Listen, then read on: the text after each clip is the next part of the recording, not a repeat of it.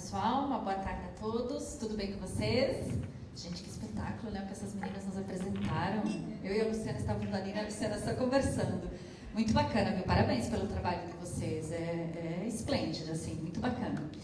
E aí a gente fica, até, né, Bia, a gente estava conversando uma vez como que a gente pode conectar isso, né, essa questão da arquitetura com a acreditação, né, porque quando a gente discute lá na metodologia da acreditação a questão dos padrões e requisitos, a gente traz ali para dentro do manual subseções que são voltadas para a estrutura da organização e o quanto que uma estrutura impacta diretamente na assistência do paciente, né, dependendo dessa infraestrutura e da arquitetura. Então, a gente chegou a começar essa conversa, né? A gente tem que terminar, inclusive, essa conversa, porque a gente acredita muito que toda essa questão tem um impacto direto e que a gente pode, sim, ter grandes discussões aí e correlacionar esse assunto com a acreditação, né? Eu fiquei com um desafio aqui, né, Graco, de falar um pouquinho do papel nacional da acreditação e também, né, Graco, primeiramente te agradecer pela grande oportunidade de estar aqui. E que também começamos uma conversa de como que a gente pode conectar a acreditação com o turismo na saúde. Porque a acreditação, como ela tem um papel de melhorar o padrão, estabelecer um padrão e promover a melhoria contínua das organizações de saúde, então ela pode vir também como um meio de qualificar estas organizações, né? E assim elas até terem um destaque, alguma questão em todo esse meio do turismo da saúde. Então também é uma conversa que também a gente precisa terminar, né, Graco? Mas é muito bacana a gente poder correlacionar esses assuntos, porque aí a gente começa a não mais discutir de forma fragmentada, né? E aí a gente conversa do setor saúde como um todo. Eu estava até hoje pela manhã na outra sala falando da acreditação em rede. Então, é um pouco disso, né? A gente conectar todas as partes interessadas do setor saúde, para ver como que a gente pode, dessa forma, trazer um resultado mais assertivo, principalmente para as organizações, tá?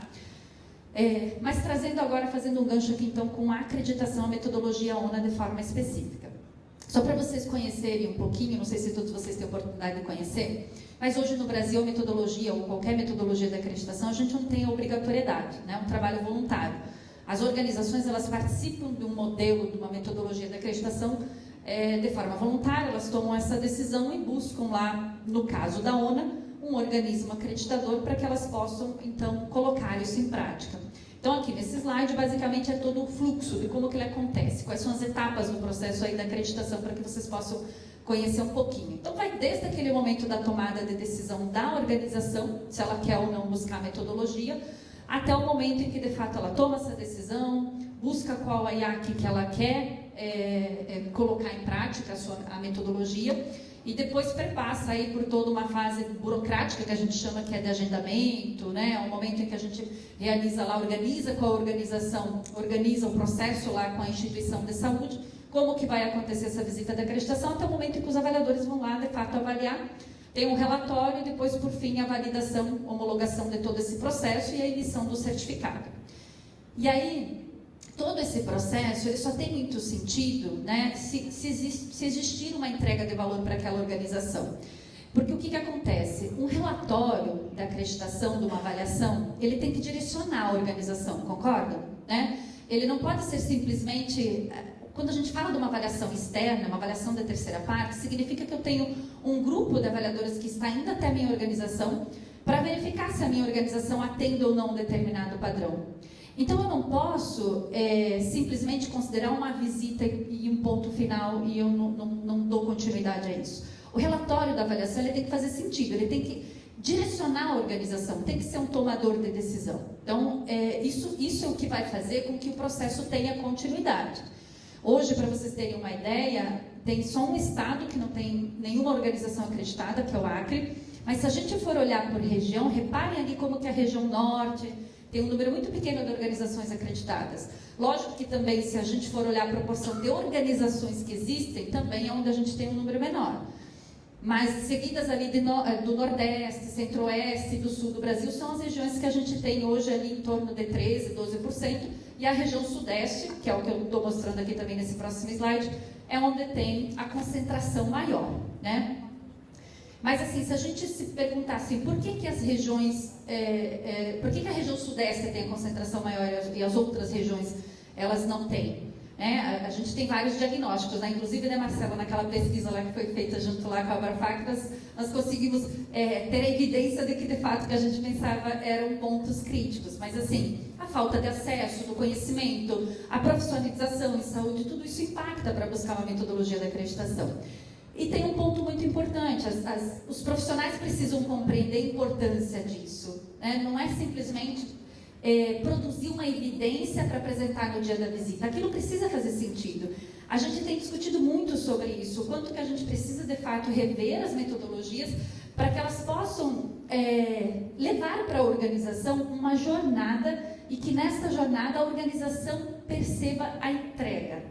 A gente fala muito disso, mas não é fácil, é um grande desafio, né? Ainda mais pensando no Brasil, as diferentes regiões que a gente tem com diferentes maturidades.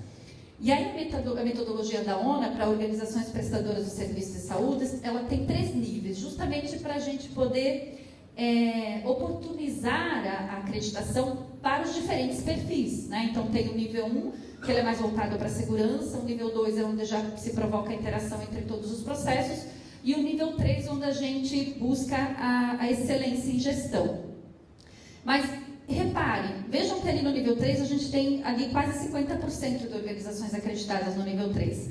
Então, aqui também tem um grande desafio. Como que a gente mantém essas organizações acesas no processo, vivas no processo, né? Porque não é só conquistar aquele certificado, a acreditação, é a manutenção disso. E aí o desafio é maior ainda, quando a gente tem que sustentar, né? Sustentar essa metodologia viva, acesa dentro daquela organização.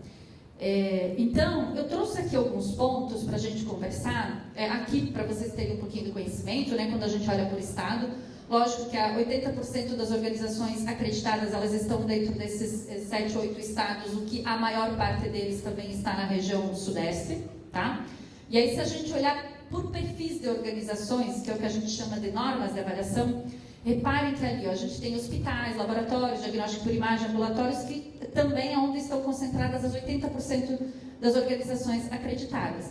Então, a gente tem outros perfis para explorar, né? Se a gente for ver aí outros perfis que tem lá 1, 2, 3, 4 organizações acreditadas no Brasil como um todo, né? Então, tem aí uma fatia bem grande que a gente pode explorar. Mas, respondendo à pergunta que me foi dada, né? Qual que é o papel da acreditação, gente? Vamos pensar o seguinte: a acreditação, diferente da certificação, a acreditação ela não é por escopo, né? Ela vai avaliar a organização como um todo. Então, por isso que a gente chama a ONA de acreditação. Então, ela vai buscar, desde lá a alta administração até a ponta, se atendem ou não aqueles padrões da metodologia. Então, a ONA ela provoca a organização para que ela possa chegar a ter o seu próprio modelo de gestão. A ONA não vai chegar para ela dizendo assim, você tem que ter este modelo de gestão. Não, a ONA vai provocar ela que ela tem que ter um modelo de gestão. Mas ela vai estruturar algum modelo que ela entender que cabe para ela, é do tamanho dela, é de acordo com a maturidade dela. E isso eu entendo que impacta muito, não sei se o Graco concorda comigo, mas se a gente for parar para pensar do impacto de uma boa gestão para essa questão toda que a gente tem discutido do turismo na saúde, né, Graco? Então, o quanto que eu consigo ter hospitais com resultado, com desempenho melhor, e o quanto que ele também vai ser visado na sociedade de uma forma diferente. E aí, esse é o ponto principal que a gente tem. Porque se eu não tenho um modelo de gestão, uma diretriz estratégica minimamente, como que eu vou avançar com as outras questões que a própria metodologia nos traz? Então, esse modelo de gestão é o que vai me trazer também as diretrizes estratégicas. Então, o que eu quero para a minha organização? Onde que eu quero chegar com a minha organização? Qual que é a minha meta enquanto instituição? E aí, uma vez que eu tenho essas respostas, eu consigo ter uma diretriz estratégica muito bem definida. Então, vocês imaginem, gente, que às vezes a acreditação ONA chega lá, às vezes, numa instituição que ela não sabe nem o que é uma diretriz estratégica. Então, essa questão que eu comentei anteriormente, que algumas regiões têm um número muito pequeno, às vezes é falta de conhecimento mesmo. Às vezes eles olham para o manual e dizem assim, gente, está muito distante da minha realidade, eu não sei nem o que a ONA está querendo dizer aqui nesse manual, quanto mais colocar em prática todas essas questões que estão sendo solicitadas. Então, a gente precisa levar cada vez mais o conhecimento, né, capacitar cada vez mais os profissionais para que eles possam compreender o que nós estamos falando. Né? E essa é uma responsabilidade muito grande dos organismos acreditadores também, porque só dessa forma que a gente consegue fazer com que eles consigam alcançar também as metodologias, né? A exemplo da ONA que eu estou colocando aqui para vocês. Consequentemente, uma vez que eu tenho uma estratégia muito bem definida e diretrizes também para alcançar aquela estratégia, aí o que a metodologia faz? Ela vai provocar naquela organização a padronização dos seus processos. Porque se eu não tenho processos padronizados, eu não posso nem pensar em implantar melhorias. Como? O próprio IHI traz isso na sua essência, né? Como que eu quero implantar melhorias se eu não tenho ainda nem os processos padronizados? E aí é onde a gente consegue evitar o desperdício, é onde a gente consegue avaliar o desempenho melhor desses processos. Tem várias questões que a gente consegue alcançar com isso. Mas, gente, eu não sei se vocês já tiveram a experiência de parar para auxiliar uma organização numa modelagem, no mapeamento de processos. Não é simples. Porque muitas das vezes, eles têm lá as atividades que acontecem no dia a dia, que eles sabem muito bem como fazer, mas na hora que precisa organizar isso dentro de uma lógica de processo, não é tão simples. Aí você começa a ver vários gargalos, você começa a encontrar vários gargalos que impedem de você ter um processo padronizado. Porque é uma equipe que está faltando, porque é uma estrutura que ainda não está adequada, e tudo isso impacta diretamente lá na execução do processo. Mas a metodologia provoca isso. Não precisa já no primeiro momento ter 100% dos processos padronizados, mas os prioritários e estratégicos, sim, a organização precisa apresentar. Ela precisa demonstrar que ela conhece, que ela entende lá do início, meio e fim desses processos, quais são as atividades, as entregas. Ela já tem que demonstrar lá desde o início, porque se eu não tenho, pelo menos ali para os processos mais críticos assistenciais, esse olhar, então eu não estou entregando também uma assistência segura. Já que o nível 1, por exemplo, é a questão da segurança, né? Consequentemente, uma vez que eu tenho minimamente ali os processos prioritários, estratégicos, né, desenhados no primeiro momento, eu consigo olhar para os riscos que eu tenho dentro desses processos também. Então, percebam como que tudo isso está muito conectado. Se eu não conheço os riscos assistenciais que eu tenho, eu posso estar tendo um direcionamento lá estratégico também inadequado. Então, ou talvez eu não vou conseguir atender aquele meu direcionamento estratégico, porque eu nem sequer conheço os riscos que eu tenho dentro da minha instituição. Então, são questões que impactam diretamente no alcance lá da metodologia, né? Então, quando a gente fala das entregas, o que eu preciso para buscar uma metodologia, eu tenho que olhar para esse todo e conectar essas questões dentro da minha instituição. Consequentemente, eu vou olhar para os resultados. Mas se eu não tenho esses pontos que eu comentei anteriormente, talvez eu esteja ali monitorando muitos indicadores que não vão fazer sentido para mim. Eu lembro muito de uma vez que a gente estava em uma instituição e nós fomos contabilizar quantos indicadores aquela instituição tinha. E nós chegamos numa conta lá de mais de 300. E nós ficamos assustados, porque nem a gente tinha noção que tinha tanto indicador dentro daquela instituição. E documentos, então quando a gente começa a fazer a conta de quantos documentos tem. Então, às vezes a gente tem muitas coisas, a gente estrutura indicadores, resultados, processos dentro das nossas organizações que nem cabem para nós lá dentro daquele momento. Mas a gente está fazendo porque alguém pediu ou porque a gente entende que naquele momento entendemos que era necessário, apesar de não ter compreendido e linkado ao resultado. E aí nós começamos a coletar, padronizamos, mas que depois lá na frente a gente vai ver que aquilo não era necessário. Mas que faz parte da maturidade também, né? O ganho da maturidade, a evolução. Isso tudo faz parte também, mas lógico que se eu tiver um direcionamento mais assertivo desde o início, eu também não vou ter o desperdício do tempo, né? Se eu tenho um profissional que entende do que ele está fazendo, que vai ajudar aquela organização, a gente consegue ter um resultado mais assertivo. Então, quando eu olho para resultado, minimamente, o que a metodologia provoca? Olha, minimamente você precisa entender, a partir do momento que você tem uma estratégia definida e uma diretriz, quais são minimamente aqui os indicadores que irão dizer se você está alcançando ou não aquela estratégia? Consequentemente, lá nos seus processos. Se você conseguiu padronizar os seus processos, quais são os indicadores que irão demonstrar o desempenho? Então, tem alguns resultados institucionais e também nos processos que são cruciais. Mas se eu não compreender qual que é a entrega que eu preciso fazer dentro daquele processo, ou bem como na instituição, talvez eu esteja definindo, inclusive, resultados que não vão me demonstrar aquilo que eu quero entregar, o que eu preciso entregar. Né? E aí, talvez eu estou achando que está tudo bem, quando, na verdade, não está, porque eu tenho um resultado que é inadequado, tá? Então, tudo isso tem uma conexão muito grande e muito importante. E que tudo vai parar aqui na jornada do paciente. Porque a metodologia, gente, eu não sei se vocês já tiveram oportunidade, mas se vocês olharem lá no manual da ONA, quem é que sabe me dizer qual que é o primeiro requisito que tem lá na seção 2 inteira? Todas as subseções aparecem o primeiro requisito. Vamos ver quem sabe. Quem lembra? Quem já viu o manual da ONU que sabe? Lembra? Vou dar uma dica. Começa com o perfil. Tem alguma coisa relacionada a perfil? Não?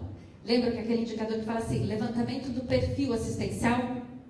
Então a gente começa na metodologia, lá na seção 2 inteira, onde tem todas as normas de avaliação que são com foco, né, nas organizações e foco na assistência.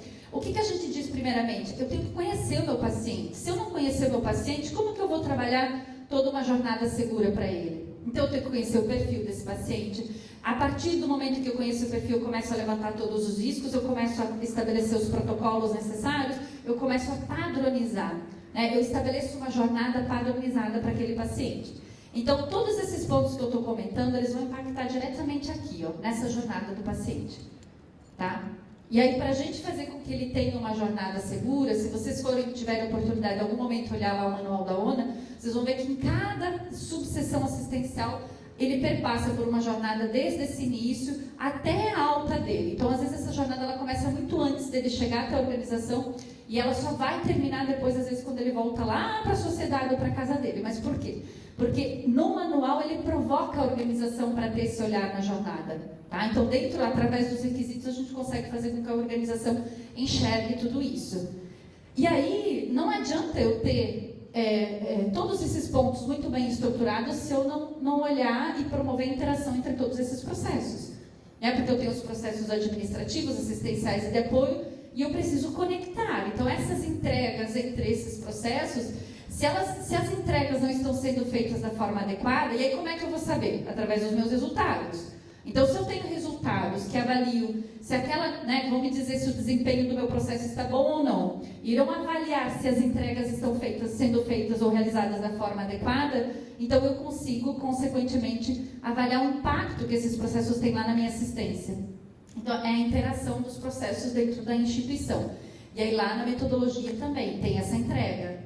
Ela faz essa provocação. Aí, muito mais no nível 2, mas não adianta, gente. Se a gente fala de segurança do paciente no nível 1, minimamente entre os processos críticos, eu vou ter que ter essa interação.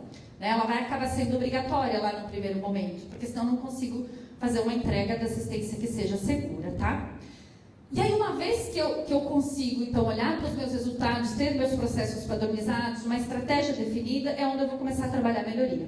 Porque aí eu consegui padronizar os meus processos. Aí eu começo aquele ciclo, né, ou aqueles ciclos de melhoria contínua. Então, consequentemente, ao longo do tempo, eu vou aplicando vários ciclos do PDSA, que a gente fala, né? Onde a gente vai lá, faz um planejamento, coloca em prática o que a gente pode melhorar naquele processo, a gente estuda como que nós vamos colocar em prática, a gente faz lá um projeto piloto, a gente testa, colocou em prática, expande para a organização como um todo, e aí volta a acompanhar aquele resultado para ver se aquela meta foi atendida ou não, ou se aquela mudança que eu implantei de fato gerou a melhoria que eu esperava, e consequentemente eu vou seguindo esse ciclo, vou estruturando esses ciclos ao longo do tempo. Isso é gestão, né, gente? Mas para chegar aqui eu preciso ter toda uma estrutura, como eu comentei com vocês. Tá? Eu trouxe esses pontos como sendo os pontos principais. Quando a gente fala da metodologia, gente, eles são os pontos macros, transversais, sistêmicos, estratégicos. É lógico que quando você vai em cada processo dentro de uma instituição, você tem os pormenores. Mas se você não tem minimamente isso aqui que eu falei estruturado, você vai acabar, às vezes, estruturando muita coisa e elas podem ficar muito fragmentadas e desconectadas dentro da sua instituição. Então, se você conecta esses pontos, fica mais fácil de você também conseguir ter entregas mais assertivas, tá? Então, deixo aqui esses pontos como reflexão e agradeço mais uma vez, Graco, pela oportunidade de estar aqui com vocês hoje. Obrigada.